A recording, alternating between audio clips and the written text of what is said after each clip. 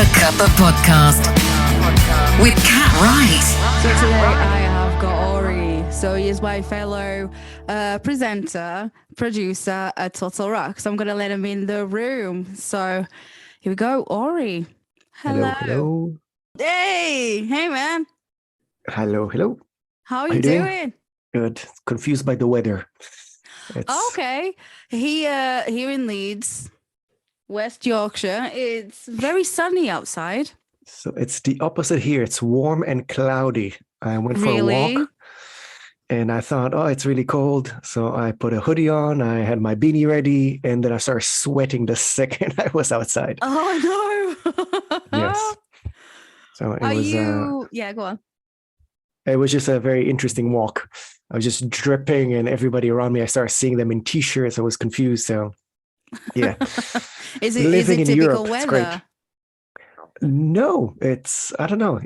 I think we kind of had the same weather. Like we're usually 2 days apart.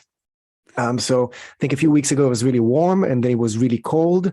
And now it's just confusing. So. It is, isn't it? It's really confusing. At the moment, like normally here, it starts getting really cold as you go towards like Halloween, and like the thick of autumn starts getting really cold. But at the moment, it's really mild. It's crazy. I remember not last year, but I don't know. Honestly, this year we've had a lot of warm days, which is bizarre for the UK. To be honest. You're so passionate about it. Right. It's crazy. Because where I'm from Portugal. So I moved to the UK when I was 17, 18 years old. So I'm 36 now. So I've been here for a long time.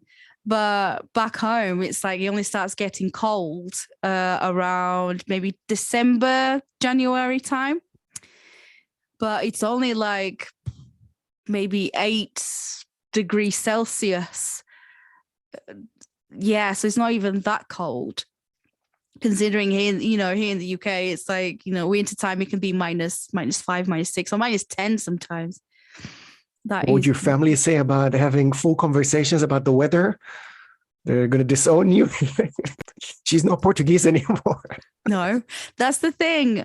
I find that since I've moved over here, I picked a lot of British habits.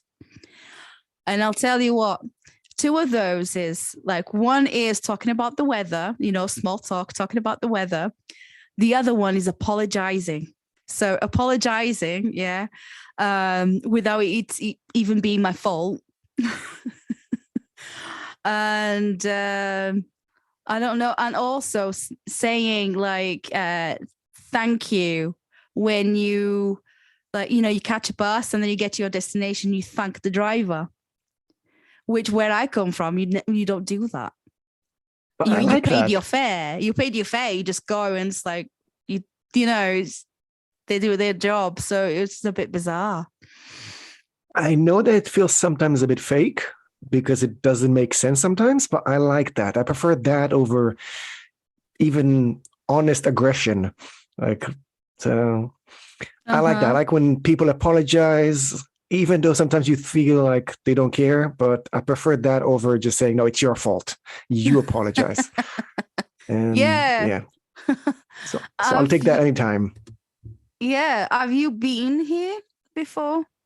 Yeah, I actually moved to Germany about less than 2 years ago after living in Birmingham for about 9 years. So yeah, I've met a lot of people that, yeah, they apologize to objects. I was on a night out with a few friends, and one of them was a bit drunk, and he apologized to a lamppost because he bumped into it. So that's really funny. But yeah, I liked thanking the driver. I liked thanking people that stop for me at a stop sign or stuff like that, because I lived in countries that even though the law of the land tells you to stop and give way or anything like that, they don't. So when somebody is just being decent, like normal, not even above normal, just normal, thank you. It's weird we live in a society like that, but like not being an asshole. Like, well, thank you for not being an asshole. So but I prefer that. So. I think it's nice, but to me it was a bit strange. especially up north. I don't know if you've ever been to like around the Yorkshire, but it's the whole the language, the lingo, the slang, and also the calling people love, That's which weird. That's too right. much commitment for me. Right. So when I've moved over here, I found that so strange. Like, I don't even know you. Why are you calling me like that word? Where are you originally from? I was born in Israel. Israel. And yeah. So that's also a country that doesn't say sorry so often, a country that doesn't say please and thank you so often. You know, when people hear that you're not from the UK and they ask you, oh, can you tell me how to say something in your mother's tongue? And then they usually ask, so how do you say please and thank you? And I usually say, let me teach you something that you would actually use in Hebrew, because please and thank you are not really common words in Israel. So it's a different culture. It's very Mediterranean. From Israel, where did you move to? To Birmingham in In 2012. Birmingham. Okay, so from it. Okay, what was the weirdest thing that you found about moving to the UK? Black pudding. Black pudding. It's not pudding. First of all, everything is called pudding. So why is everything pudding? Like all desserts are pudding, and if it's custard, it's pudding, and apparently sausage is also pudding. There's the baked pudding, the batter thingy that you put stuff in, that's also pudding. So I don't know. I got confused, and black pudding is actually kind of baked blood, which is not appetizing. So I don't know. The thing is, like in Portugal, we have the blood sausage, so it's very for us. Yeah. It's very like it's normal, like black pudding. I like it, I like it, to be honest. Like so, growing up, we didn't have that much money anyway, so we would have to eat whatever it was given to us. But to me, black pudding is quite nice. But the weirdest thing was having beans for breakfast. Baked beans. Yeah. But English breakfast is different to many countries. Like I remember that anything, like I was in the US for a few summers, and the mixture of sweet and savory, like chicken with maple syrup. That's an American thing. Bacon with maple syrup. So all those weird mixtures, or waffles with chicken or something like that. So every culture, they have their own stuff. Frying up stuff also, that's not really a British thing, but in Scotland, I think they fry up, was it Mars bars? Am I getting it right? Yeah.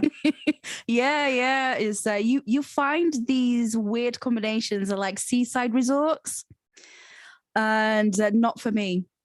It's too weird. It's just I tried most of them. But yeah. Did you? What did you think? It was very sweet, which is something that I don't often say. It was too sweet, actually. So, but I liked it. It kind of reminded me of baked Alaska, if you've had that. Oh, yeah, I know what it is, yeah. Or deep fried ice cream, that I've had that as well. It was interesting. Something for the bucket list, but I will not be doing it on a day-to-day basis. So, I know. Where do you prefer, like where you are now or the UK? It's a hard one. I told you that I'm a bit nervous about this conversation, and now you're just pulling the big guns already. It's difficult. I'm only about 2 years in here. I'm still kind of trying to find my place. I feel very different here. Not that I felt like I'm just another average Joe in the UK, but I feel like it was a bit easier for me. I don't know if it was because of the language or the society, or there were some kind of online communities that I found my place through them. So the UK, I felt like it was easier to make connections. But the politics, I find a bit easier to relate to the German politics at the moment. So it's a kind of this and that, pro and con for both. But luckily, there's a very vibrant music scene that is picking up recently. So I get to go to some concerts. So find some friends there, bring some friends with me. So it's getting there. Yeah, like as a fellow, total rock DJ and producer is fair to say because we do our own stuff. We produce our own shows and we do everything really. You've been pretty busy this summer, haven't you? Can you tell me a bit more? Because I am quite curious. So you did a bunch of German festivals, didn't you? Yeah, I've done actually my last one 2 weeks ago. Some sort of a small festival that kind of reminded me of Arctension Tech Fest, like a proggy side, an indoors festival without camping.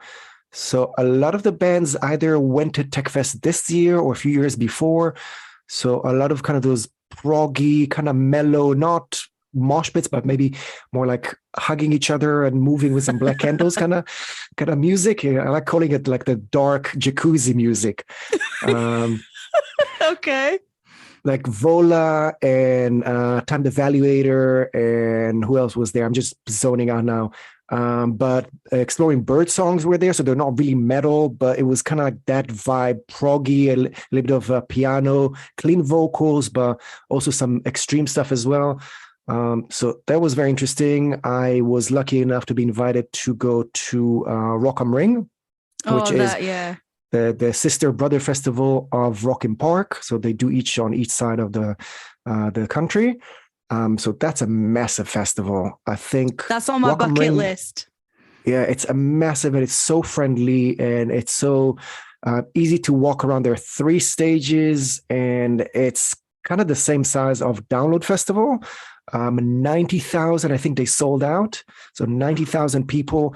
And it was the first time that I've been surrounded by so many people after about 2 years. Because I think you've done the pilot last year, the Download pilot. No, I didn't. I didn't do it. No, I didn't go because it landed on Father's Day here in the UK. Okay. So obviously, I think if I'd gone on Father's Day, my husband would have divorced me. So I decided not to do it. A lot of guys from Total Rock did, and they had a good time and stuff like that. But it just wasn't the right time for me to go. Yeah. Which I was, in a way, like selfishly, I was a little bit gutted. I was a bit sad, but I went to Download this year, but as a punter. So I just went as a, as a regular person, let's say, not as a media person. I found that, it was it my the first birthday. Festival you went to? First festival you went to since Corona? Yes, actually. Oh, hang on. No, I went to Bloodstock. 2021. Yeah, I went to Bloodstock, and because I had a ticket for 2020, a VIP ticket, and then obviously got rolled over and that stuff. But I got coronavirus at Bloodstock. Yeah, I think I've seen the posts every couple of days. Somebody added their positive test. It was so bad. Yeah. I think I spent most of my time asleep in my tent. I missed so many bands, but I managed to see the headliners, which was Priest, at the time, Judas Priest and Devin Townsend and Creator. Okay. So it was good. It was just, they're kind of like, apart from Devin Townsend, the other two, it just like, obviously with Judas Priest, it was really special because it was a big anniversary, and they've been going on for 50 years now. So it was a big thing. It was a really, really nice show. And the Creator, they're very old school thrash metal band. So it was very, it was good as well. It was good. But Devin Townsend, are you familiar with Devin Townsend? A little bit. I hope there's not going to be a test. No test. Okay. But he puts on it's theatric show. There's a lot going on. There's aliens, there's cats, there's elephants, there's giraffes, there's all sorts, and there's a choir. There's so many people, and it's just, it's very, very hard to pinpoint what genre it is, because it is a mishmash of everything, really. And so that was good. but I was so ill. Honestly, I was Uh, so ill. I did the the little lateral flow tests that we had to do. I did one every single day, and it came up negative. And I thought I just have a really bad cold. And then when I came home on the Monday when the festival had finished, and then I did the test, and then I sent it out to get lab tested. And then 2 days later came up as positive. And I'm like, oh my God, maybe I had like faulty tests or something. I don't know. But I was so ill that festival. I did not enjoy myself as much. I know. But as press, I did a little festival. It was to kind of like dip my toes in basically, because of social anxiety. If I feel surrounded by lots of people, and you've been to lots of press areas where it's madness, it's chaos, there's people everywhere, and then the schedules never go to plan. You have an interview at 2:30, but the whoever was interviewing the band that you're going to interview, the interviews run over and that sort of thing. And things never go to plan. And because I'm very particular about the things that I like to do, that makes me anxious. So I like doing this, this is okay with me, doing it online. But also I'm getting out there bit by bit. But festivals, I really would like to do more. Now I feel a bit more ready to do more festivals as press, for sure. Do you remember the first time that you did like a festival as press? I think the first one was Slam Dunk in Wolverhampton. So it was before, I think back then there were actually 3 events. There was one in Birmingham, there was before that in Wolverhampton. So I think Wolverhampton was my first one in 2015, 2016, something like that. So it was relatively small. And I think I kind of came up to the music scene from kind of like the Vans Warped Tour side, those We Came as Romance and Paramore, kind of all those punk bands that are not super punk, like pop punk side, and those kind of screamo bands like Attack Attack back then. So the Slam Dunk Festival was just that. It was just my wheelhouse. I was so excited. I was such a fanboy there. I was just looking at the stage. I'm guessing if the musicians saw me from the stage, they probably thought, "Who's that creepo? Please take him away." I was just googly eyes, tongue rolling on the floor, probably drooling all over myself. The interviews were probably horrendous. I'm scared of listening back. I probably asked them stupid questions, but I was just so happy coming back. I had my wristband probably for months later until it smelled green. So I was just so happy there. But the funny thing is, because of Corona, I kind of went to what you were describing. So I was never amazing at really massive events. But because of Corona, it kind of became a thing.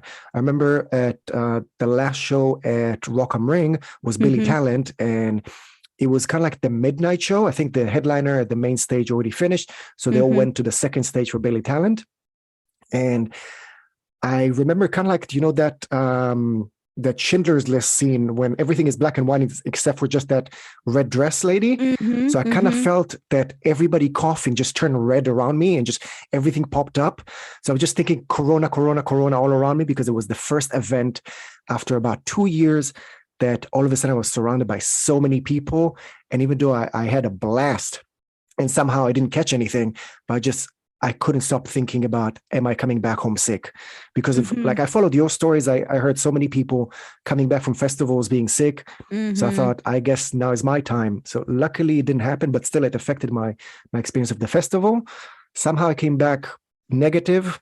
So nothing. I didn't pick up anything there. Few weeks later, I went to Full Force, which is also kind of on the slam dunk kind of side. Beartooth were there, Amaranth, Skinned. Love Beartooth. And the festival is such a nice area. It used to be like an old either metal or stone quarry. So they have the old machinery that dug the stones. So wherever you look, it just feels metal. and the people are really punky, like hair colors and crazy clothing, and people in different colors and shapes and sizes. It was amazing. So it was great. And then I was supposed to go to Wacken, but I had some transportation issues. So hopefully next year.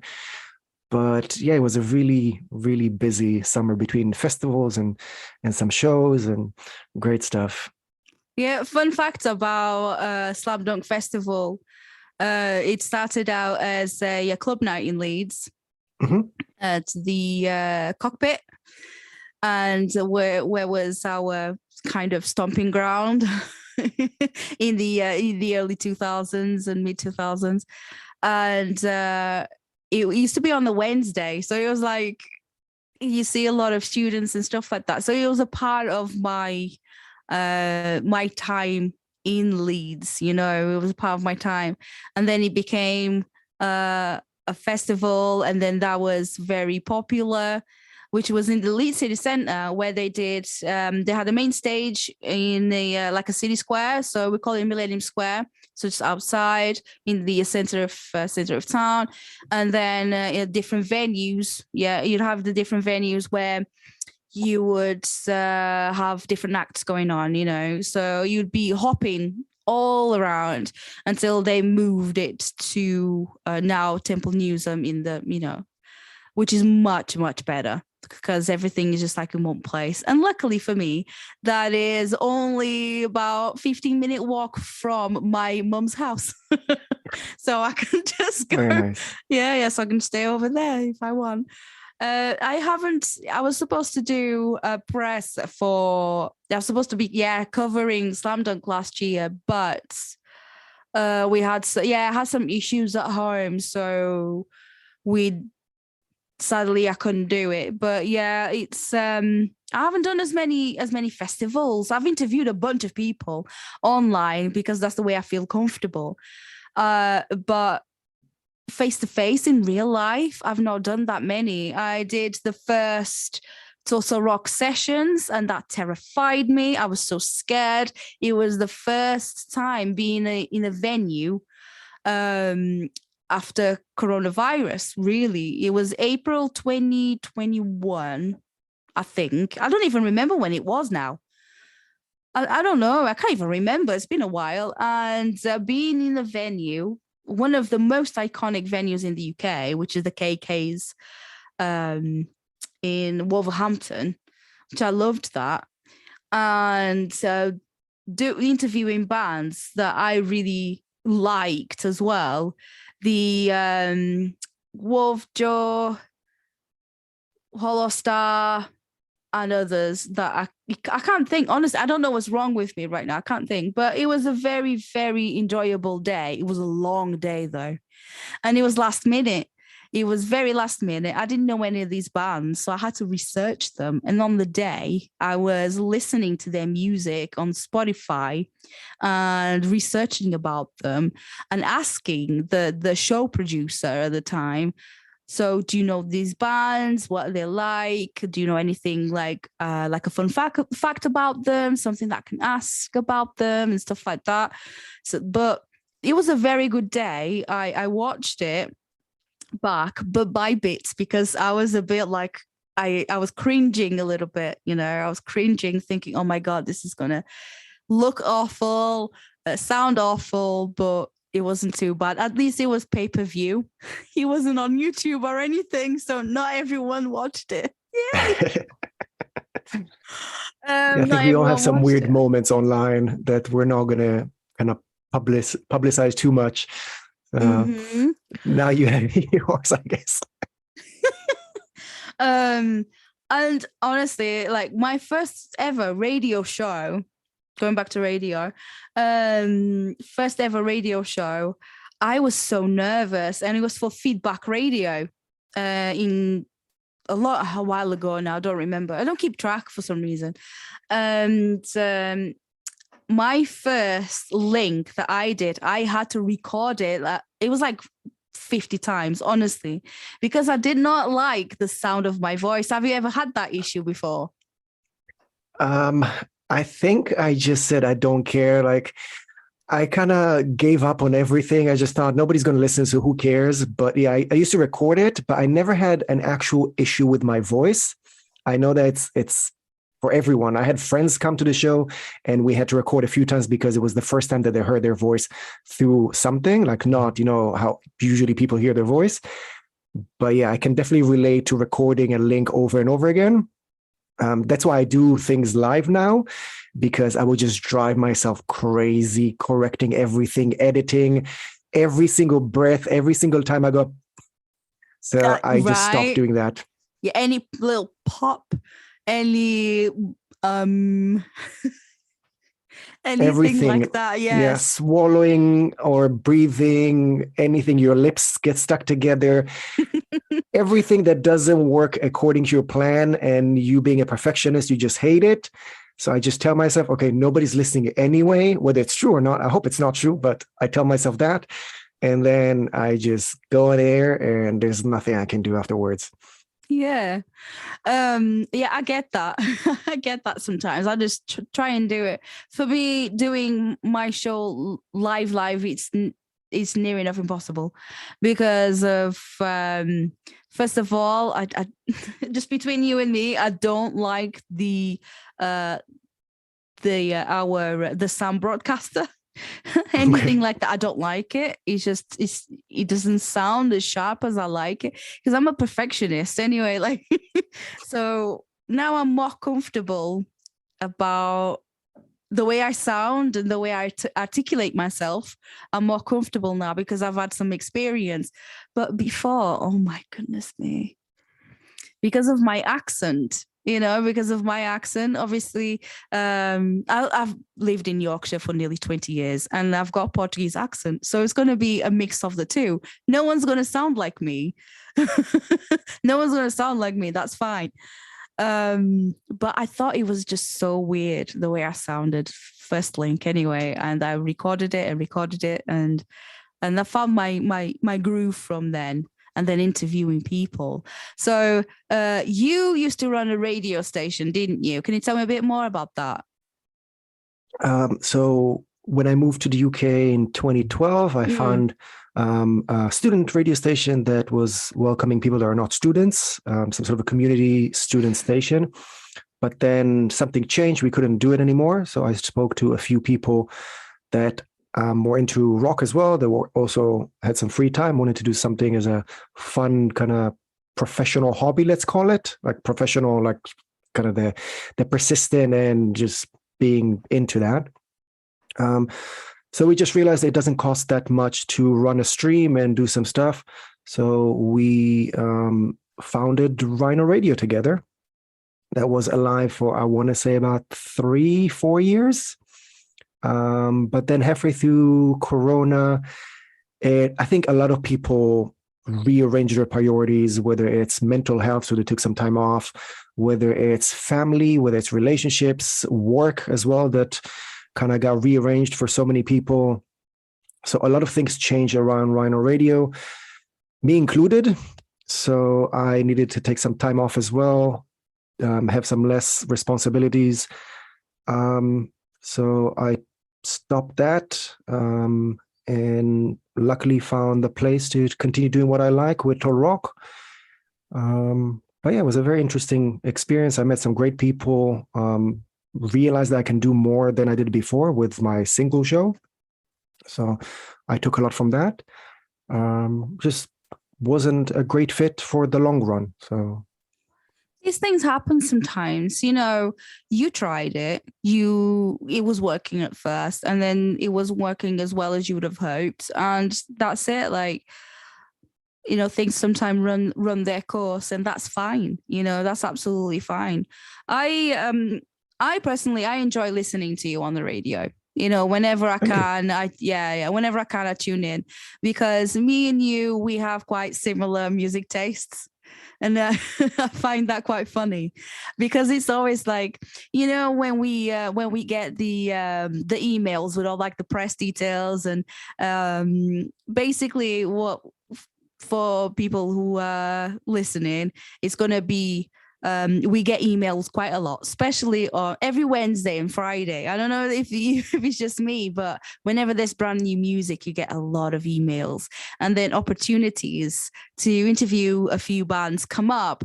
And sometimes on, so we use Slack to interact with each other, team wise at Total Rock. And then when people go like, I booked an interview with someone, I'm like, oh, damn it, I wanted to interview, But then I'm just like, right, okay. But it's best if this person does it because I'm not going to have as much time. But I just like, oh, that person got there before. I know that we can always like what we like to call anti-clash, but I would be asking the same questions. So sometimes I'm like, no, not going to do it. It's all right. But we get a lot of like interviewing opportunities, which I love that. I love that about doing this. But you've got very, very interesting. You've done a lot of interviews, especially this year alone. Has that been a bit overwhelming? Yeah, there were a few weeks, a few days that I just wanted to go back to bed. Those either kind of sorry, those wintry, autumny mornings, Saturday, Sunday after a long week, and all you want to do is just have cake in bed, or maybe that's just me. But oh no, I have 200 emails, or I need to get ready for my interviews, and usually it takes me a few hours to get ready for an interview, or even sometimes to get out of the house to do the interview. So as much as I love it when I'm there, sometimes getting there is such a hassle mentally, physically. And luckily, so many times I get there and there's something popping in my brain, and then I love it. I have the best time ever. But sometimes getting there is just exhausting. But yeah, I was so lucky with so many great offers, and luckily 99.9% of the bands were just so great to talk to. I'm about to air an interview that I had with Exploring Birdsong. I thought that the interview was going to be 10 minutes, and we just kept on talking for about 45 minutes. And even after we stopped recording, we hung out a little bit afterwards and kept on talking about random stuff. I love their music. I love that the people behind the music are great. So I know that so many people will say never meet your heroes, but I had so many good experiences that just made it so easy to support those musicians, especially after you know about the last 2 years, if not their entire career of just going uphill, whether it's the van crashing, something happening with money, labels. There's always a horrible story. It's not easy being a musician. So meeting the people behind the music and saying, I'm going to do whatever I can to support you. I'm so happy that you made it. I'm so happy that you're still here. So I love doing interviews. What you just said, I agree with everything. I can relate. So for me, it's like I know that I'm going somewhere. Yeah. So I think my last in real life interview was with Harriet.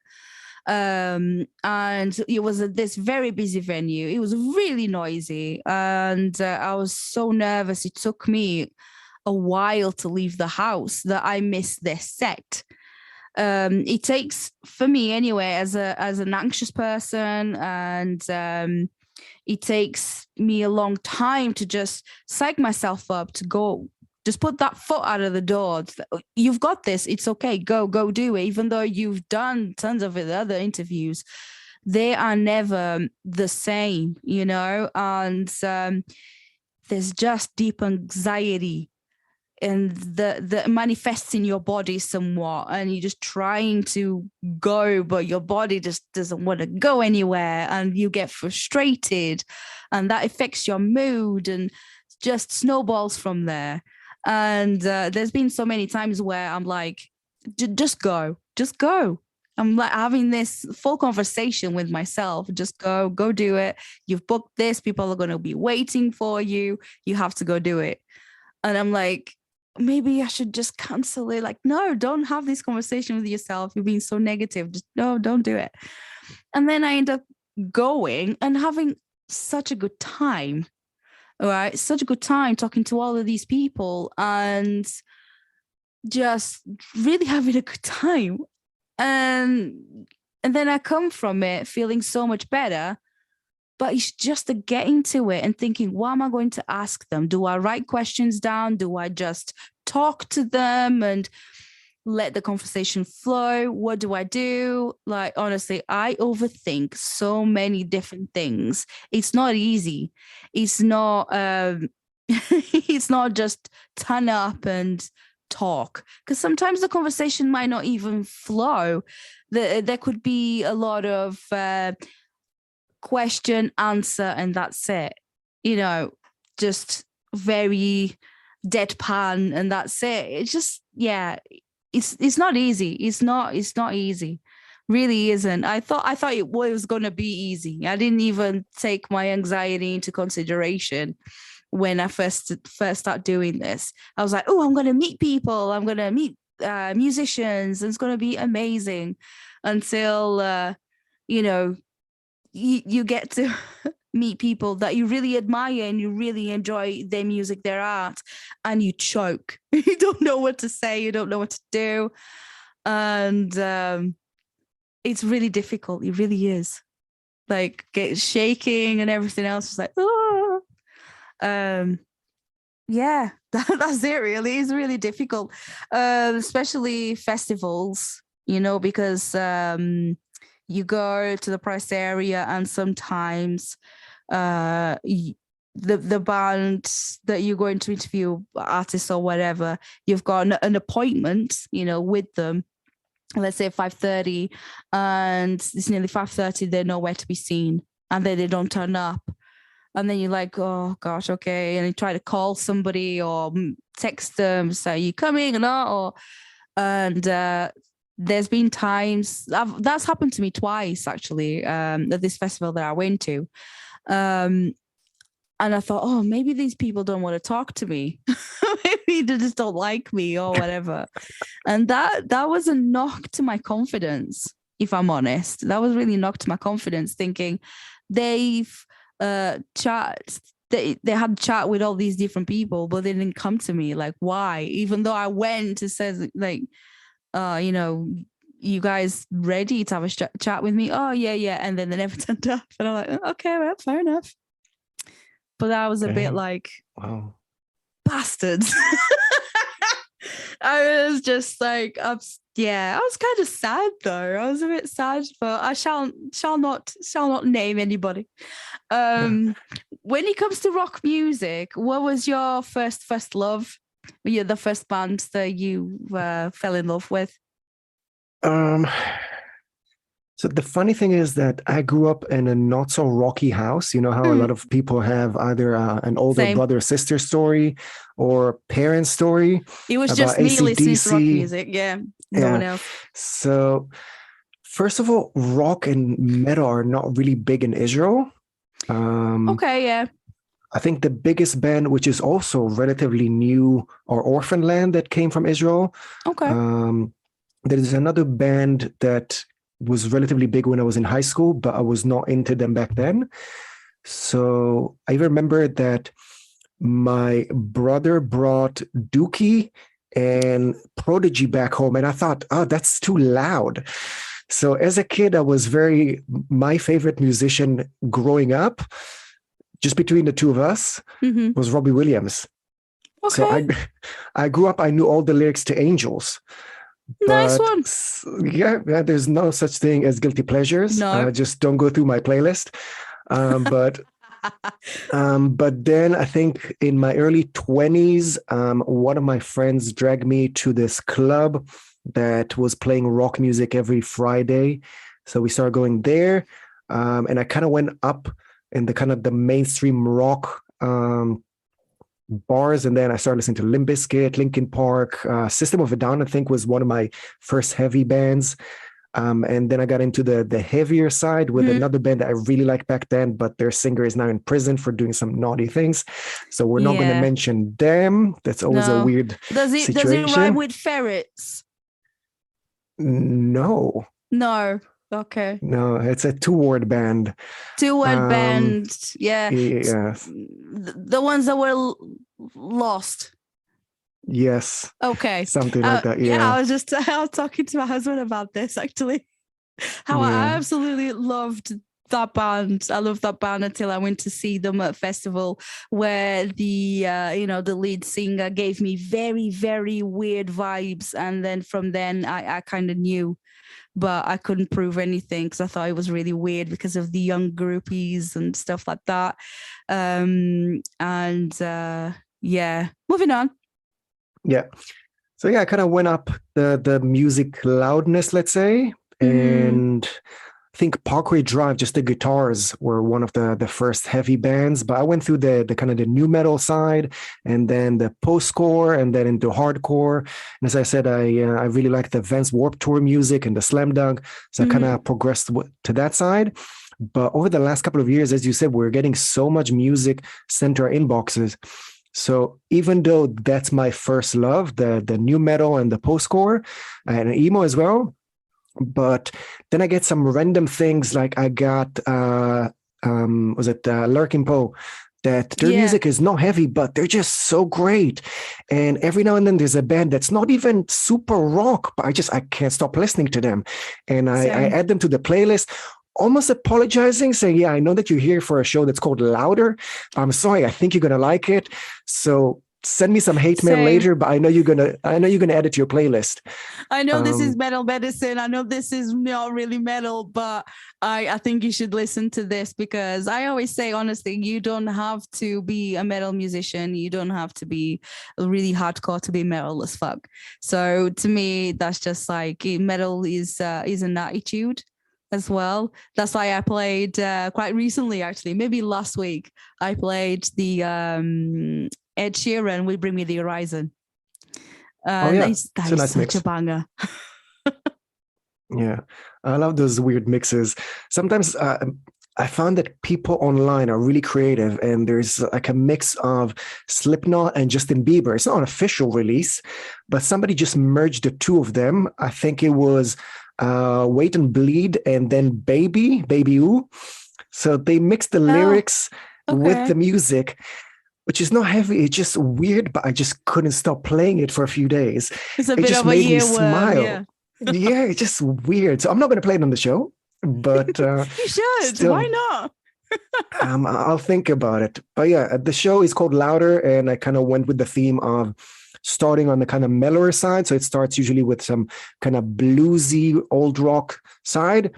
And then it explodes usually at the end. So the end will be kind of on the Rammstein, Parkway Drive, old Bring Me the Horizon. And the beginning could be anything from Cassaget from a few days ago. I got a really, was it Sad Girl Summer? Just cannot stop just checking her pages if there's new music. So kind of on the punky mainstream side, and then it explodes at the end. So I know that my family stops listening about halfway through, but I'm guessing that some people join just for the end. So just for the end, broaden the horizons of people. Absolutely. Look, it's like myself, like my taste in music is very, very broad. Just like this summer, I went to see My Chemical Romance. I went to see Fall Out Boy with Green Day and Weezer, and I went to see Lady Gaga. So there you go. And it was honestly, Lady Gaga was absolutely amazing. Yeah, there was more fire than any metal show I've been. Okay, even latest one, Parkway Drive, when I went to see Parkway in Manchester, it was really, really good. But Lady Gaga had the most fire. Just saying. It was a very, very good show. Yeah, there's so many bands. Like I remember at first when I started listening to Holding Absence, I thought they're not super heavy. And I think I got introduced to them through the split EP with Loathe. So I thought the contrast was very obvious. But then seeing them on stage, they breathe fire. They're amazing on stage. To be reckoned with. Yeah, absolutely. I saw Boston Manor again, another band that's not metal, but they're just amazing live. So yes, I like music that's more on the heavier side, but some bands are not super heavy. But first of all, they sound way heavier on stage, whether it's their music that's louder or just their onstage performance just brings that metal vibe that we talked about. But sometimes it doesn't have to be that. Like I saw Led by Lanterns and Normandy. And again, they're not heavy bands, but they're just fun. So yeah, sometimes I feel really old when I go to those shows because usually it's the kind of the younger side of fans. So I'm not allowed to talk to people around me, but still, it's fun. I love the show, so I'm not going to apologize for that. No, I think the last time that I felt like that was at I went to see Youngblood. I saw Youngblood maybe 2 or 3 times this year, and their shows, obviously, the crowds, the attendees are quite young, so it ranges from, I would say, from maybe 13, 14 years old to like 18, 19 years old. Maybe 20, I'm not sure. But most of them, most of the people, like they were like my age, so I'm 36, they were like my age, brought their kids. And there's me by myself thinking, okay, maybe I'm in the wrong place. But yeah, it was good. Yeah, he did a couple of intimate shows, which I really enjoyed. It was to celebrate the album release of Weird. And it's a great album. It really is. It's I really like it. It's very different, but it brings me. You get kind of the Britpop with a bit of rock, and yeah, it's nice. It is nice. It's very good. Who else? I'm very excited about this. I'm gonna go see Wage War tomorrow. Wow. Yeah, I missed them. I was away, but I think they're touring. It's like a really nice lineup. Remind me who's supporting them? You ready for this? The Devil Wears Prada. Yeah. And Siamese. Oh yeah.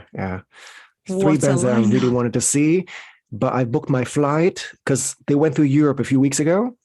So I wanted to speak to every single one of those bands, but then, oh no, I'm flying 2 days before. But some friends sent me some live updates through the show. So I was a bit angry that evening. I was happy I'll for my send you friends. pictures tomorrow. Yes, appreciate it. Thank you very much. I'll send you some pictures tomorrow. Just to But you see, speaking about that age thing, because again, we're kind of on the more mature. I like to perceive myself as not old, Hang as on, vintage. we are elder emos. Okay, I like referring to myself as like a nice piece of cheddar. Okay, I'm mature. Fair enough, vintage. Go on. Okay, yeah.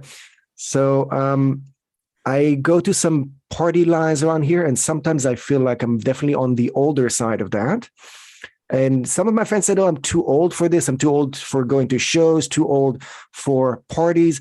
And I said, "Who cares?" And they all say, "Oh, do you remember that one person when we used to go to parties when we were 16, 18, 20? There was that one male or female that were a bit older and they looked weird." So yes, I love that person. I always wanted to be that person that just doesn't care, that still loves that music, still goes to shows, whether it's with a partner or by themselves, friends. So yeah, sometimes I go by myself and I'm definitely the oldest person in the room. But once the music kicks in, I don't care.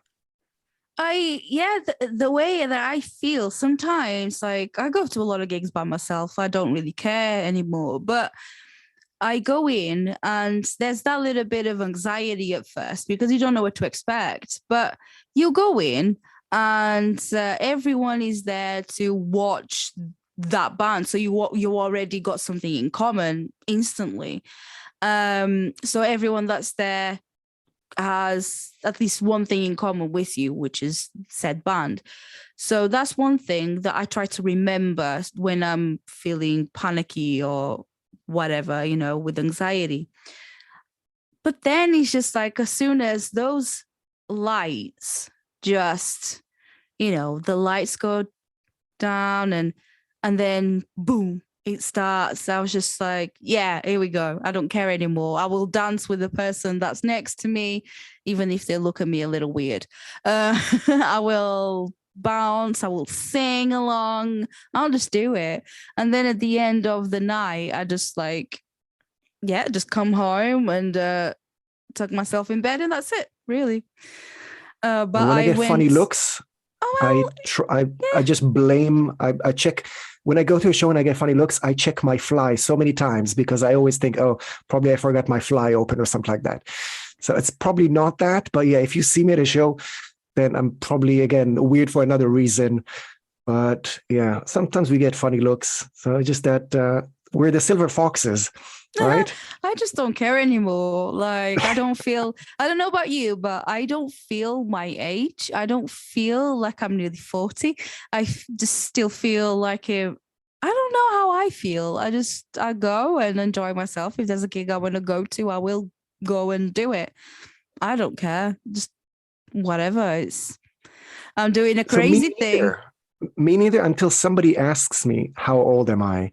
And then yeah, it's like that weird, shameful look that, like, oh yeah, I'm my age. Do I act my age? Do I look my age? Like I almost feel like I need to apologize for not being 18 anymore. But yeah, I try not to care, but every now and then that creeps in. Oh well, it's just something that you cannot help. To be honest, you can't help it, so it's fine. Talking about music, has there been anything like released recently that you're really enjoying at the moment? Well, the last weekend, a few amazing albums just dropped. As I told you, I just came back from a walk and I've been blasting the new We Came as Romans. It gives me shivers because it's the first album without Kyle. And so I met him twice and he was such a nice guy. I remember, I think it was 2017 that I went to Slam Dunk in Birmingham and I was scheduled to talk to them. And Kyle somehow remembered me from a previous interview. And you know, sometimes you just say, hey, it's nice to see you again. If they even remember you, he actually got up and gave me a hug with such a warm smile. He was such a kind soul. And now, so I started listening to the album that was released a few days ago, to Dark Bloom, but also to the previous ones. And I cannot stop thinking about some of the lyrics from the previous albums. There's one lyric, I don't remember the name of the song, but the chorus goes, will you remember me once I'm gone? So I know it's a repetitive theme from a lot of musicians, a lot of people, but he sings it. And I just stopped for a second. I thought, was that a hint? So I just cannot stop listening to that album. I just have weird memories from even the last video, I think it's called One More Day. It just brings so many flashbacks. So the band shared a lot of videos from Kyle and from them in general. And I cannot stop smiling and also being sad at the same time. It's such a great album. Boston Manor also released another kind of long EP, a short album. And they're going to tour with Alexis on Fire, or they're already touring with Alexis on Fire. They are touring. Yeah. They're supposed to those two somewhere. Yeah, I just cannot stop listening to them. But yeah, if you're going to ask me about bands, I'm going to change my answer every couple of days. I just get into an album, and it's not that I stop liking it, but there's a new album that I just jump on, and there's a tour or there's a festival that I need to start listening to bands to know what they're doing. So I just add more to my favorite list every couple of days. So it's going to change. It's really difficult to pick one. It really is. It's impossible. You know, it's impossible to just pick the one thing. These guys called Nothing More just released a brand new album called Spirits. No, wow, Spirits. Oh, yeah. Spirits. Have you seen them live? I have, when they supported Papa Roach. Wow. What a show. I didn't know what to expect. I really didn't know what to expect. And it was crazy. It was so good. It was one of those that just like sticks in my head, you know, as being that, you know, being amazing. And now Alter Bridge, new album from them. And I'm just reading because I forget things. So if I'm looking down, I know what it is. Pawns and Kings is very, very Alter Bridge, but it's nice to hear a bit more of Mark Tremonti's voice in it. It's very, very good to listen to a bit more of his voice in there. So I love Tremonti. For me, if I had to choose between Miles Kennedy and Tremonti, it would be Tremonti, to be honest. I saw them at Download Festival. I was just like, yeah, I was there just singing along to myself with my pride flag and just like, yeah, absolutely love that from them. There's just so many. Were you ever into you said you're into punk rock back in the day? Yeah, were you into like Blink 182 at all? Were you from that era? So I think my main influence growing up was MTV when MTV actually played music. Same. Yeah, same. I So tell yeah, everyone so that. obviously I grew up with "What's My Age Again" Yeah. and Adam's Song and all those songs. Um, it was a bit more difficult for me to jump on the Blink 182 bandwagon recently. I'm going to give the new stuff another chance. But for me, either the pop punk, so Paramore were really big for me. Same. I love Who Paramore. else? I think on the punkier side, I really like Anti-Flag. Mhm. Rise Against were a big influence for me, Same. kind of in the middle. So I don't know. I just saw Sum 41 with Simple Plan a few nights ago. Okay, I think yeah. they're going to London in a few nights as well. So see, that's another band that I couldn't stop listening to. It was just every single song between being great musically, but also being funny, kind of like not taking themselves too seriously, kind of adolescence, angsty. So that was fun. But obviously Blink did it as well. But just all those bands that the MTV era, when MTV was actually about music, then yeah, it When just the shows M how stood old for we are. music. Yeah, absolutely. I'm the same. I grew up listening to, watching TV, watching concerts and music videos, that sort of thing, from that era. What got me really into rock music was Queen, seeing them. And then from them, I sort of like got started to seek more of the same music because in my family, no one was really into any kind of rock music. My mom liked Michael Bolton. I think that's what it was back in the day. But nobody in my family was really into that kind of thing. So yeah, I definitely was a child of MTV. MTV raised me basically. How did your family react to the louder music? Um, I don't know. I don't know because to be honest, I was more like I was very like a lone child. I've got my sister and my brother. My brother's much younger than me, but my sister, she was always out with her friends anyway. Like there's like 4 years between me and her, and so she was more into like a house music and techno and whatever. I wasn't really, but I think whenever I listened to music, I was on my own anyway. So there was no one there, to complain. To be honest, apart from my neighbors, because we lived in like a block of flats. So obviously, as with apartments, you've got neighbors down, neighbors up. So we were right on the second floor, and my upstairs neighbors, they didn't really like the loud music, but then they also played really loud music, but like folk music as well, which is horrid. Um, Was so there a my battle in neighbors, the building? yeah. So Portuguese folk music Wow. um is very loud, very high pitched, but also I don't know. It's not pleasant. I don't like it. It's not very pleasant. But so yeah, she would just blast that, and then I would kind of counter it with some Slipknot and Rammstein. So there we go. But yeah, I was raised by MTV, and from then, like I just seeked that music, and then learning English as well. Then I would know what what the lyrics meant as well.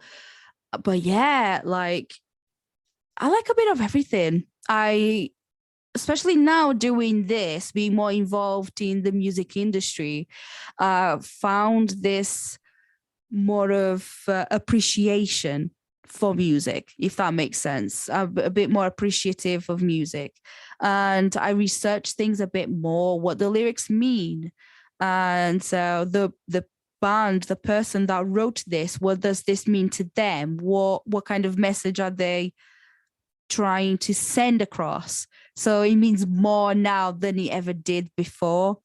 If that makes sense at all. Probably doesn't, but it's fine. But you see, And the funny thing is yeah. that it's a very easy question to ask musicians, like in interviews, Mm-hmm. to ask what's the meaning behind the song, what made them write it. And not all musicians are happy to answer that question. Sometimes because it's too personal, sometimes because they want to just not block the interpretations for listeners. So I try not ask that question, even though I know that so many people really want to know the answer. Like, what made you write this? What's the metaphor for? But sometimes I don't know if they're going to get upset, but I had some people show me in some ways that they're not super happy with talking about the meaning of that song. Okay. And there were so many times that I asked kind of to confirm if the song is actually about this or that, or I said, well, this song is about something, so let's talk about something similar. And they said, well, that's not really what we meant. And it kind of exposed me in my interpretation. So sometimes that's funny. Like somebody wrote something and I thought, oh, that's about God or something. And they actually said, well, that's about the music industry. I said, oh, I guess that's an that's me interesting, thinking that's yeah. about God. Yeah, that's actually a very interesting response from you. But I don't ask that question all the time, but I'm always curious about it. I think I will only ask that question if on their press release says that they are like they are promoting said song in aid of a charity of some kind, for example. So I think it's more appropriate to ask the question, even though I'm like curious about it. But yeah. I guess I'm always just trying to, I don't know, pick things apart. And then that's the way I do things anyway. I pick things apart and analyze everything. And that's what music is for me as well. Like I cannot, since I've been doing this, it's been like nearly just a little over 3 years now. I cannot listen to music like a normal person. What is normal? How does a normal person listen to music? As in just like listening to a song and be like, oh, this is nice. And then that's it. I have to sort of like, oh, there's the drums and the guitars and the synth and this and that. Like I have to analyze everything. And I can't listen to music like a, quote unquote normal person, just the same with movies, because I have a media diploma and I did media studies and especially film studies, and I cannot watch a movie, just watch it and enjoy it. I have to analyze everything, especially the continuity. Like, oh, there's this bit that they missed. There's this bit that they missed. I can't like just be normal, whatever normal is. Well, I would prefer watching a film with you explaining things to me, like saying, oh, that's influenced by the art noir and this is this, over somebody that keeps on asking questions. Who's that? Why is he going in there? Or the ones that scream, don't go there. So I prefer that. I prefer the kind of the technical explanation over the person that needs holding their hand because they're not paying attention. So I hope that helped you feel a bit more normal. Again, going against the definition of normal. I have no idea. I don't know. I don't know what normal is. I just, I honestly, sometimes I just describe my music as, ooh, that's really proggy. Ooh, that's really emo. Ooh, that's really like, I don't know, thrashy. There's always an E at the end. There's been a lot of talk about, whenever, for example, let's go back to Blink-182. A lot of people were very disappointed almost that this track did not sound like the original Blink-182 sound is. Like with Tom's voice, he's very nasal, isn't he? And the way he pronounces words, a little bit strange. But that's what I was expecting. And then he's sort of like singing normal or in a different way. So a lot of people were like, oh, it just doesn't sound the same. Well, obviously they are like 20 years older than they were when they released whatever it was. The same with Paramore. A lot of people were expecting to be like, oh, it's misery business again. Like, no, like they're not going to be sounding the same like they did 15 years ago when they were like teenagers or in the early 20s. So being fans of this type of music, what's your take on this? I really would like to know, what's your take on it? It's a hard one because a lot of people will not agree, but a lot of those bands that have been active for about 20 years, some fans were not with the band for 20 years. So sometimes you just start with the first 2 albums that got them really big. Like Korn is one of them, Rise Against is one of them, Yeah. Linkin Park is one of them. So many bands that changed a little bit and then come back at certain points saying, well, they don't sound like that. Well, they progress through that. So first of all, if you follow the music, you will see where it came from. Second of all, they're artists. They're just like you and I, and they want to experiment with some stuff. They had different reasons to do different things. And yes, we're all allowed to like one album more or less.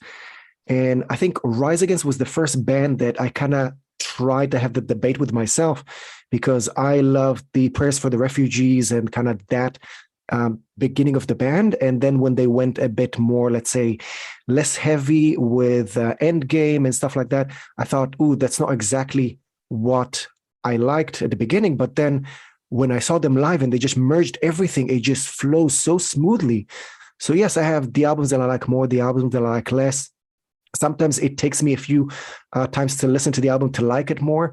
But as a compilation of music thrown on stage, sometimes it works so well. So with Linkin Park, that people like Meteora, they might not like Minutes to Midnight and Forward, but then you see them on stage, it works. I bet that with Blink, it will still work. If you listen to all that music, you might see why it happened. Obviously, Tom went away and came back. They had projects separately.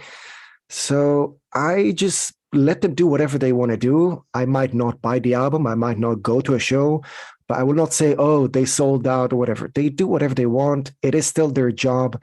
They might want to progress to arenas. They might have whatever. Like I remember Chris Cornell did one album with Timbaland, if you remember that one. And it's not my favorite, but still, he did 1 or 2 of those songs live a few good years ago. And yeah, maybe it was not the bangerest of the show, but it was still fun. So you're entitled to have your own opinion. They're entitled to have their own music.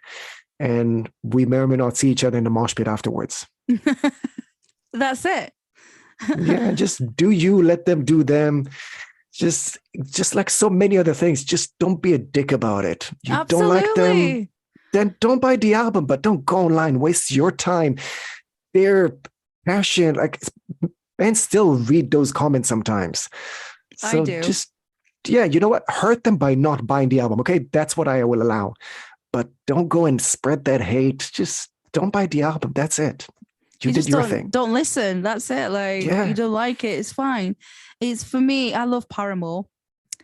And when they released their self-entitled album, I think it was a while back. Oh my God, I am a huge Paramore fan, by the way. But for now, I can't remember it. So I'm going to get the old Spotify out because I'm terrible. But, as we talk, this is like Monday afternoon. So I've got an excuse. So it's fine.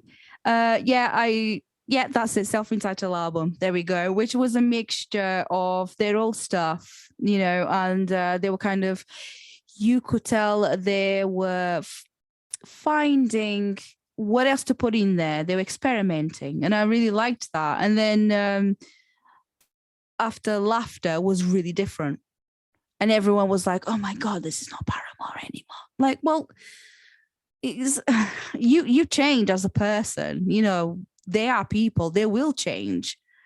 But that was one of that album was really, really popular. Because think about it, you lose 5,000 fans, but you gain 2 million. So you're laughing, as an artist, you're absolutely laughing.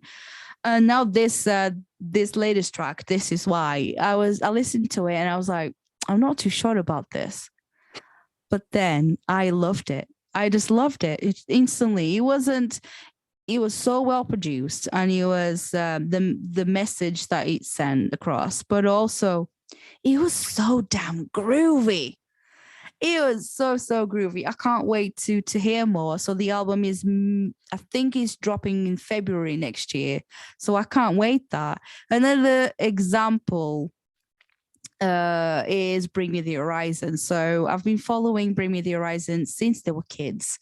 They are local. Well, they're from Sheffield, so not too far from here. But I know them from when they used to play in little venues. So in the pubs and the venues that I used to go to when I was younger. And they all used to play in this little room, just like, a few square feet to the corner, you know what I mean? Whenever bands start out, that's it. So a little bit there, and people would look at them and say, oh, was these kids screaming in the corner? You know what I mean? Like, oh, from scream or whatever. But and then they became bigger and bigger because they had that attitude. And then, yes, their albums then were good for the time. Because at the time, like, deathcore was really popular. But then the subgenres started becoming more popular, like the metalcore and stuff. So they adjusted to what was popular at the time. I think people sometimes forget that music is a business. So when you go into being a full-time musician, you need to make money somewhere. So if the music you're making, as much as you love it, if it's not making you money, maybe there's something you might need to tweak here and there. What can you do? So that's what they did. I thought that was the best business decision that they've made. But then it's getting more creative with their albums and stuff like that. And then Step Eternal came out, and people were like, "Oh my god, like this does not sound like Bring Me the Horizon from 2003." Well, of course not. They were kids. They didn't really know what they were doing. They're sort of going with the flow.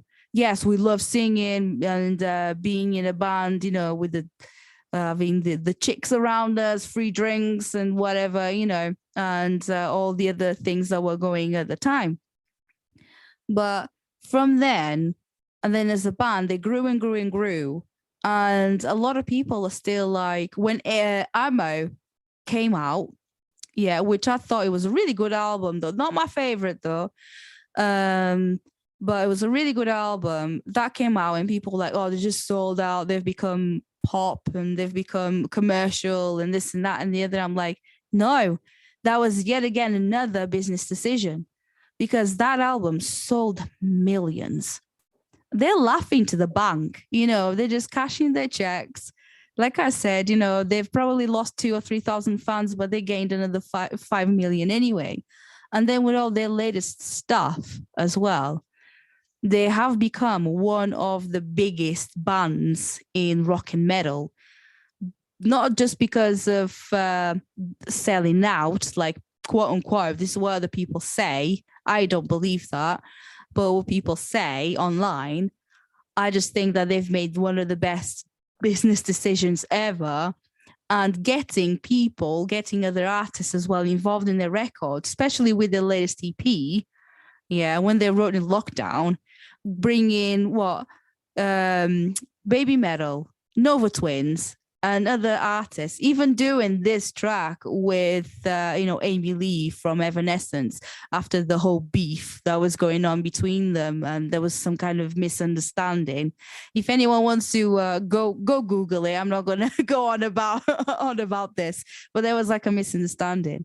That EP was the greatest thing I listened to at the time. It was absolutely incredible.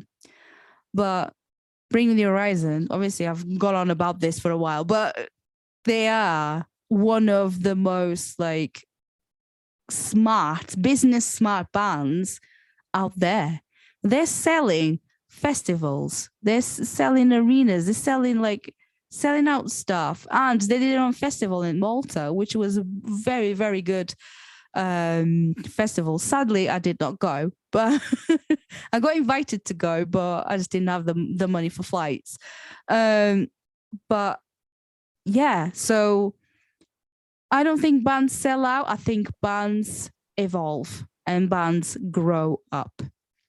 Yeah, I agree. I like the experiment. Sometimes I like it more, sometimes I like it less. I don't think we will ever really know if the bands are really happy with what came out, unless they confess, oh, I didn't like that album.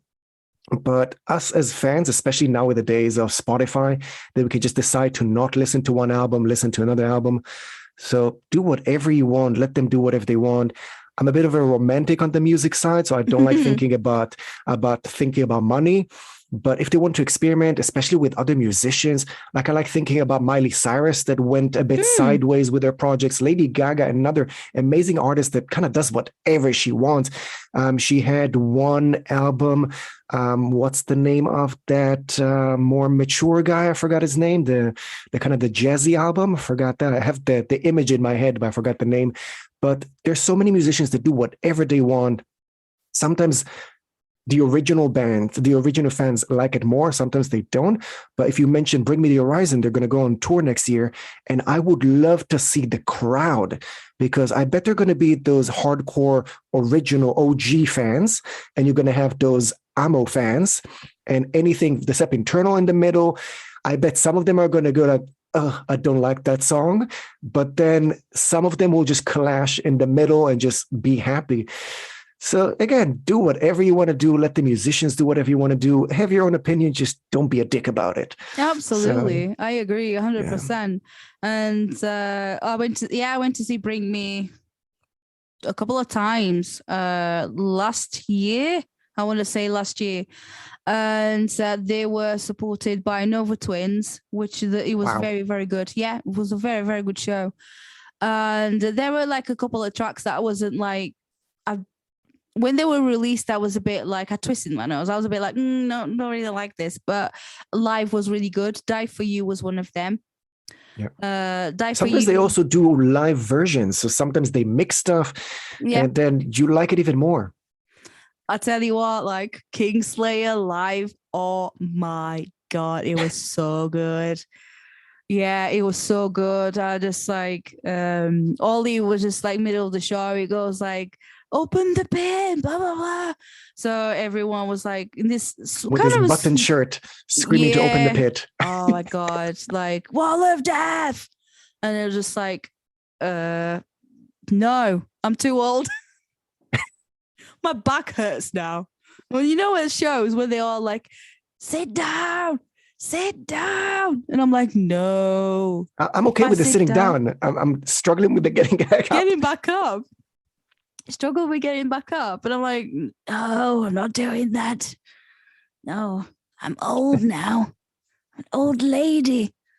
But there's just like so many bands that have adapted their sound, and I'm here for it. Yeah, it's like obviously with Linkin Park as well. There are many. I grew up in that scene, you know, the metalcore scene, with Machine Head when they sounded a bit more metalcore, with Head PE back in the day, Primer 55, OTEP, Kitty, Linkin Park, and I loved Hybrid Theory. I absolutely loved Hybrid Theory. I would spin that like all day, every day. I'm the kind of person that can listen to the same thing over and over again. It does not get bored. So I listened to that, and I loved Reanimation because I grew up with listening to Slayer and Iron Maiden and stuff like that. But I also grew up listening to bands like Run DMC and Public Enemy, you know, that sort of thing. And so for me, also, it was like, that album with Jay-Z got a lot of criticism, but it's an loved amazing creation. I thought so it was fun. really good. I thought it was really, really good mashup. And it just shows that these they still works. They can still work together, rap artists with metal artists, and it works. Now we've got, especially over to now, we've got so many bands like people of color, that I love that. There is a punk band that I absolutely adore called Magnolia Park. They're just great. They're really, really good. They sound really emo, which is up my street. Magnolia Park, and you've got all the others, but they're just like, I love it that bands can, anyone, and anyone that wants to make music, they can just do it, not feel afraid of, or I'm a person of color, I don't fit in, like now it's a bit more acceptable. I don't know why it wasn't acceptable then. Anyway, that doesn't, I don't understand that. To me, it doesn't. I don't get it. But you wouldn't really see many bands, especially in the the rock and metal scene, of people of color. You wouldn't really, and I don't know why. But it's So nice. obviously, as a straight white man, I see myself everywhere I go. And as you mentioned, the music scene, especially rock, it very much looks like me. And I loved going to the Nova Twins show a few weeks ago. They were supported by, I forgot their name, Nails. I'm blanking out now. But two bands that were mostly completely not male and not very white as well. And the crowd was very much like them. And I love just looking around me, seeing people that I'm not used to seeing in the mosh pit. And they were just smiling and moshing and jumping. And it was great. Having a good time, yeah. Yeah, why not? But I loved the fact that they all felt comfortable going to a show, just being them, which I don't know if they feel comfortable being them every single day. So I love that there was some sort of a community around those two bands that just made them feel comfortable coming out to a show, looking glamorous and just having a good time. And unfortunately, it's not like that all the time, but I'm glad that there's more and more that will make people come out and just be them, feel safe, feel welcome, sometimes even get on stage, like the bands are that as well. But it's a conversation that starts. So I'm glad it's rolling. I'm looking forward to actually seeing Wargasm. Okay. I'm looking forward to seeing them. Whereas the lineup is Knife Bride and Scene Queen. Mm-hmm. Oh, she's crazy as well. That's going to be a an crazy night. Yeah, so it's going to be a very Sam interesting and Milky night. are going to be wild. And I've seen the videos of Scene Queen. So I can only imagine what's going to happen there. But I feel like it's going to be a very sweaty evening. Chaos. It's going to be absolute carnage. And I'm here for it. I love that. I love it. I really like that. People can just go out and be themselves and feel safe, which is what I want for everyone in this community, because it is a big family. We all have arguments. So we all disagree from time to time. We all fight. But at the end of the day, we kiss and make up. No literal. Yeah. So most times, yes. Most times. But I was reading about Scene Queen when I got some of the singles, and I like the fact that she kind of owned, I'm guessing it started as a negative thing that somebody said something negative about her, but she described her music as bimbo core. I like the fact, it's like, the word nerd, so many other words that started as like a negative thing. Mm-hmm. And then the person, the musician, the scene, the community kind of owned that and said, you know what? Yes, bimbo core, that's what we do. I'm fine with that. Call me a nerd, call me whatever. And I'm okay with that. You might take it as a negative thing, but I'm okay with that. And I will be just fabulous marching forward. So I like the fact that the music still lets a lot of people feel comfortable and starts a conversation and sometimes makes the bullies feel uncomfortable as well. So I like that as well, that there is still some change around music. Oh, I agree 100%. And I can't wait for more, for our scene to be more inclusive.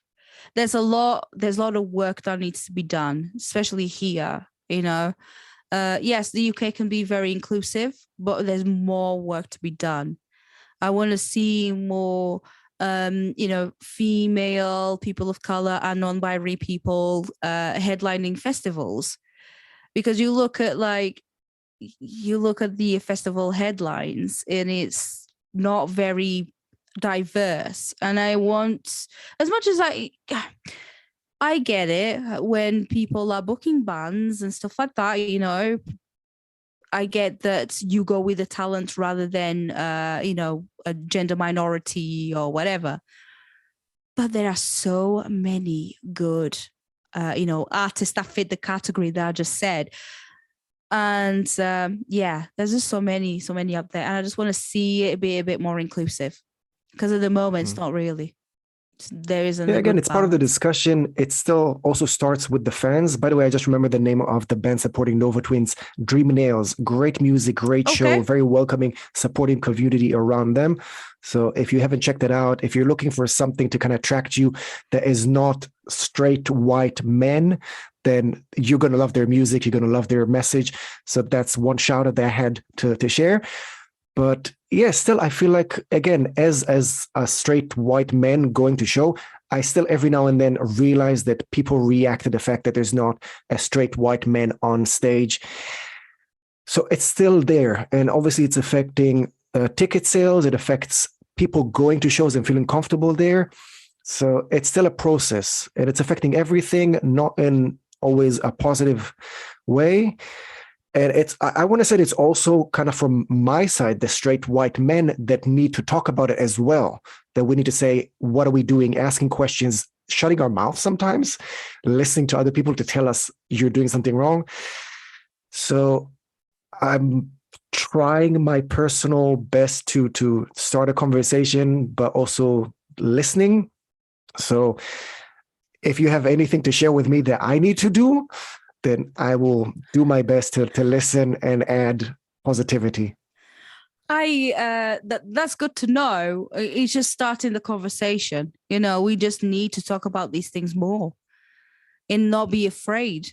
And if there's something that's you as a person don't understand, it's okay to ask. If you don't understand what a non-binary person is, or if you don't understand about gender minorities, you don't understand this and that and the other, it's okay to ask. It's no one's going to be like, well, you've offended me by asking. Well, if you don't know, I'd rather, for people anyway, in general, if they don't know, I'd rather for people to politely ask me, oh, so what does this mean? What does that mean? And educate the people, because we are, as a world, we are evolving, but also we are becoming more, we are finding our voice, things that maybe 10, 15 years ago we were scared to talk about. Now it's becoming more acceptable, and that's okay. But then there's other people, like with older generations, maybe even older generations than you and I, that don't understand, but are scared of what they don't understand, and they sort of like just be so almost passive aggressive about these things, rather than, I don't understand what you're saying, can you explain it to me? And then learn from that. A lot of people are really set in their ways, which I'm trying to change as well, and explain to the people the way I feel and the way that things are for me. And but also be on the other side, there were so many things that I did not understand myself, that I went to I speak to other people who are younger than me, and there's like certain issues that I don't know, why is it so important to you as a young person to be like, oh, this is my sexuality, and be so out there? Who needs to know? And someone who was younger than me said, well, if I don't express myself the way that I identify, people might be disrespectful towards me. It's more of, this is who I am, and feeling like you are included somewhere, and finding your clan, finding your tribe. And I was just like, that's a really good that's a good example, of learning things and accepting things and just ask questions. It's fine, don't Yeah, I feel like understand it's something, also ask. like what we said about music, that it's Yeah. okay that you don't like somebody's way of expressing something. So whether it's about their sexuality, their preference in any way, it's the same thing that we said about a band that you don't like. Don't listen to it, but you don't have to go to that band and say, oh, I don't like it. So if somebody's really expressive about their sexuality, how is it affecting me? Then I will just maybe walk to the other side, but I will not stand in front of them and say, stop it, you're hurting me in any way. Because there's somebody that's almost exactly like them, but less expressive, and they're just as fine. So it's not like everybody that's not straight or white or men is expressive about their sexuality. That's not true. But some are expressive. There are some even straight guys that are really expressive about their sexuality, but we're not going against them. So just like what we said about music, we don't have to like everyone, but we don't have to tell every single person whether we don't like them. So again, just don't be a dick to people, especially if they're a bit different than you, especially if they had to be silent for so long. So you don't have to give everyone a hug, but just let them be them, and let's go and see Blink 182 next year.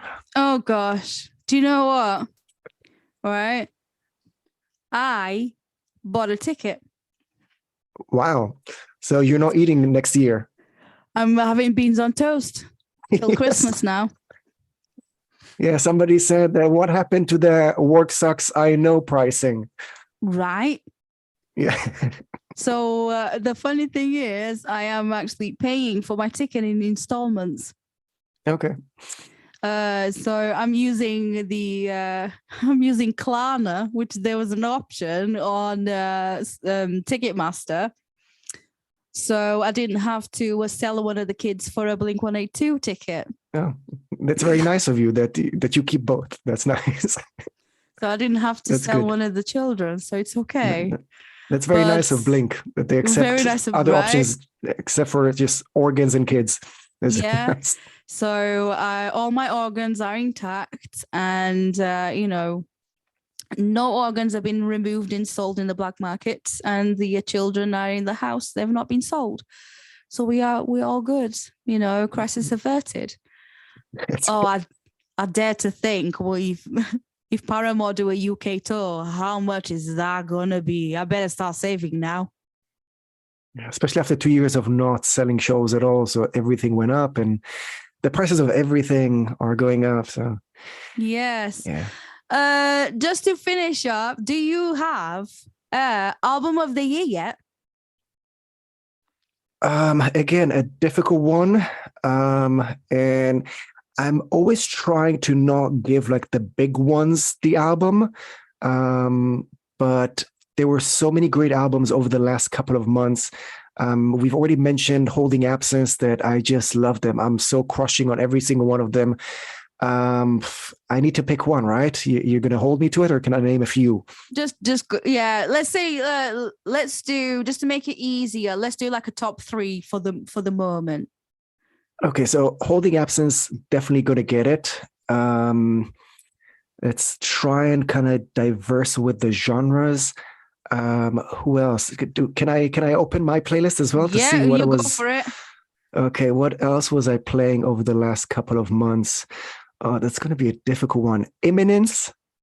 Imminence is so good. Yeah, I love them. Saw them live, and again, the people are just so nice. I love that mixture of heavy and screaming, and the violin as well. The violin. Oh, that melts me. Love it. Let me see what else. Something that I'm really excited about. In Flames, they are coming back. And I saw In Flames in Sheffield and at the Lead Mill, and the show was good, but the people were just really bored. When you go you go somewhere and the people the audience aren't really, doing anything. They're just there, like, I don't know, like limp lettuces. They're just there, like, right? Like, come on, people. And I'm just like, on my own, like, shouting and bouncing around, but everyone was half asleep, and I don't know why. Yeah, go on. Sorry. Yeah. Sometimes it's just something weird with interaction. I know that some bands comment about different cultures. So one country dances more, the other one. Like I know that, I think was it in Japan that people say that they're just so respectful, that they're just standing there, just gazing at the band, and they love it. They don't dance too much. I think it was Japan that bands are a bit shocked, but then they just buy everything and they love it, but they're just very polite. So I think the last one I will go with is Dragged Under. Oh yeah, that's very like It's a bit like Beartooth. Yes, yeah, I Maybe would say not as that. heavy, but I like that kind Yeah. of punky metal. So I really like their album. Was it Upright Animals? It's like a mixture of like post-hardcore with metalcore kind of A thing. little bit of punk. I kind of feel the A bit of punk in it punk, as yeah. well. So I like that. A bit But there's punky, so many. metalcore-y. Future Palace also came back with I like calling it like pink metal. Yeah. So they took another step towards their comfort zone with some heavy stuff as well. I can just go on for hours, but I there's so many great know, there's small so many. bands.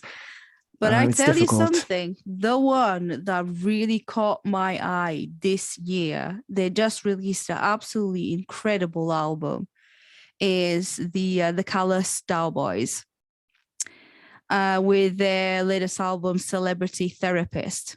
It's so good. I mean, if you are into a mixture of metalcore, mathcore, deathcore, it's very technical. I love it. It's so good, honestly. It's absolutely amazing album that came out quite recently. And also the what are they called? Ithaca. They're really good. Heavier. Is it Ithaca or Ithaca? I think it's Ithaca. Ithaca. Yeah, I think it's on the deathcore side. Yes, that's correct. And they've released an album called They Fear Us, which is really, really good. Yeah, really, really good. And Imminence as well. They're definitely on that list. But I think there's going to be like, before the year ends, we all in radio, we like to do our lists. We always do a special thing, do our top 10 every year, which I like. I really enjoy doing that, and I'm looking forward to it. I'm sure there will be at least 5 weeks or 4 weeks before you do that show, or you planning your things and whatever. There'll be someone that will drop such a bomb of an album that you'll be like, that's it. That's taking my, number one spot. Yeah, I told you also going to shows changes my list as well. So it could be that I really liked a band or an album, and then I saw them live, and then it went off the charts for me. So again, if I see somebody like In Flames, I think their album is actually coming out next year, but they're going with Imminence, and who else? There's a third band that I'm blanking out now. But I bet that after that show, I will tell you that Imminence is definitely my number one. And then 2 weeks later, I will see somebody else. And again, it will reshuffle my playlist. So it's great that you love a band and then you see them on stage and you love them even more. That's it. And I mentioned this to you. So I'm doing something crazy. So I'm traveling to Berlin in a few days' time. Yes. Yes. And it's been one of my ultimate favorite bands ever. Like, it's one of those that I've always loved them, but I'd never seen them live. I don't think. If I have, I don't remember.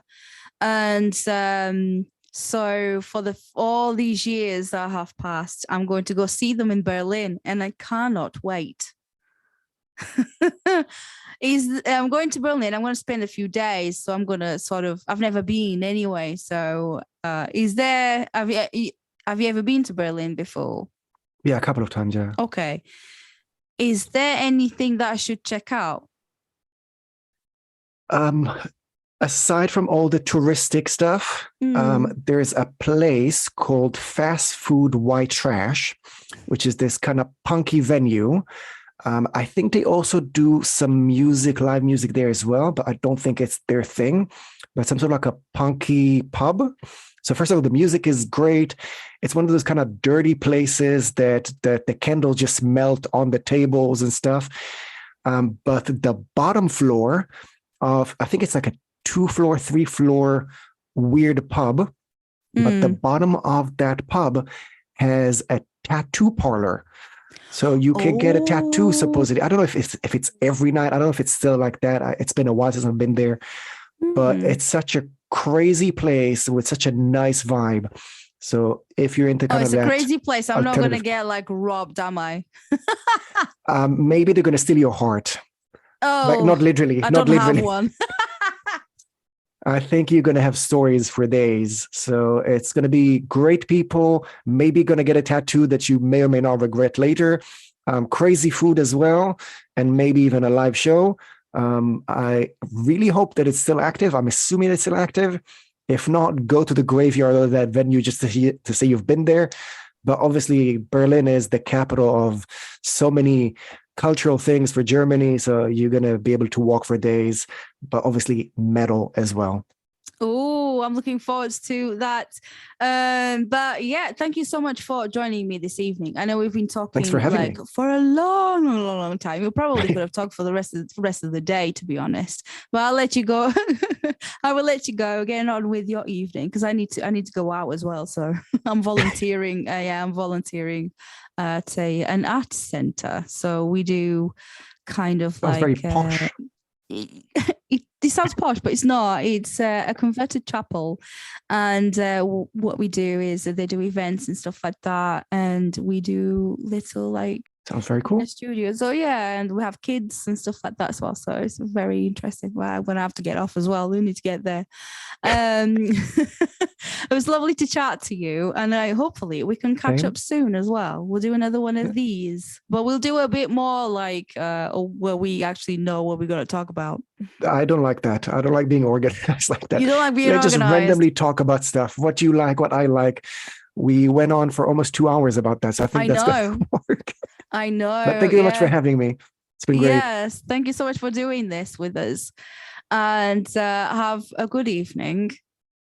Yeah. And I will look forward to listen to you online. Thank you. As Same usual. Here. Have a great evening, polluting the young minds, telling them what to do crazily. Right. That's the best way. Okay. See you then. Till next time. Bye-bye. Bye. Grab a Cuppa podcast with Cat Wright.